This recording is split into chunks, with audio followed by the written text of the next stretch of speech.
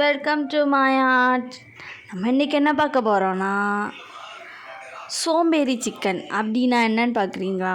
So அதை தான் இன்றைக்கி நம்ம பார்க்குறோம். ஒன் பை ஒன்னாக பார்ப்போம். வாங்க வீடியோக்குள்ளே போகலாம். தேவையான பொருள் பார்த்துடலாம். ஃபஸ்ட்டு வெங்காயம் நீளமாக நான் நறுக்கி வச்சுருக்கேன். நான் ஒரு வெங்காயம் தான் எடுத்துருக்கேன். அதுக்கப்புறம் இதுக்கு கொஞ்சம் மசாலாஸ் ஆட் பண்ணுறோம். ஸோ இந்த மசாலாஸ் நான் காட்டியிருக்கேன். அதுக்கப்புறமா வெங்காயத்தை நல்லா ஒரு கோல்டன் ப்ரௌன் வர்ற வரைக்கும் அதுக்கப்புறம் நம்ம கறி வச்சுருக்கோம் இல்லையா, அந்த கறியில் நான் போட்டுக்கிறேன். அதுக்கப்புறமா கொஞ்சமாக மஞ்சள் பொடி, கொஞ்சமாக மிளகா பொடி, கொஞ்சமாக மல்லிப்பொடியும் நான் ஆட் பண்ணிவிட்டு அதுக்கப்புறமா கொஞ்சமாக கரம் மசாலா ஆட் பண்ணிக்கிறேன். கரம் மசாலா ஆட் பண்ணதுக்கப்புறம் கொஞ்சமாக தயிர், அதே நான் மேலே இஞ்சி பூண்டு பேஸ்ட் நான் அரைச்சி எடுத்துக்கிறேன்.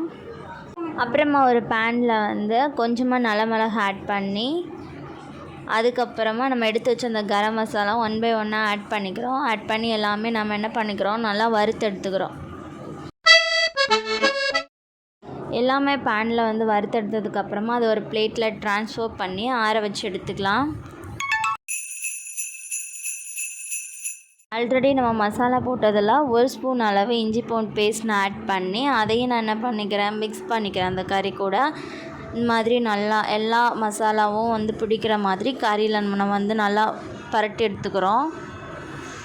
அதுக்கப்புறமா நம்ம ஆற வச்சுருந்த அந்த மசாலா எல்லாமே அரைச்சி எடுத்துகிட்டு வந்துடலாம். நல்லா அகெயின் இப்போ ஒரு பேனில் நல்லா எண்ணெய் லைட்டாக சூடானதும் வெங்காயம் போட்டு நல்லா ஒரு கண்ணாடி வதத்தில் வந்ததுக்கப்புறமா நம்ம ஆல்ரெடி பரட்டி வச்சுருந்த அந்த சிக்கனை போட்டு எடுத்துக்க போகிறோம். எடுத்து வச்ச அந்த சிக்கனை அந்த வெங்காயம் கூட நான் போட்டு நல்லா பரட்டி எடுத்துக்க போகிறேன். கறி வேகிற வரைக்கும் அது நல்லா வேகட்டும்.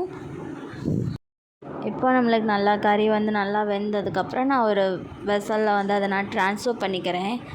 பாருங்கள் கறி எந்தளவுக்கு வெந்திருக்குன்னு. இது இட்லி, தோசை, அதுக்கப்புறம் நம்ம ரைஸ்க்கு கூட வச்சு கூட சாப்பிடலாம். இட்ஸ் லைக் கிரேவி போல் இருக்கும். ஸோ நீங்களாம் ட்ரை பண்ணுங்கள். உங்களுக்கு இது பிடிச்சிருந்துச்சுன்னா லைக் பண்ணி சப்ஸ்கிரைப் பண்ணுங்கள். தேங்க்யூ ஃபார் வாட்சிங்.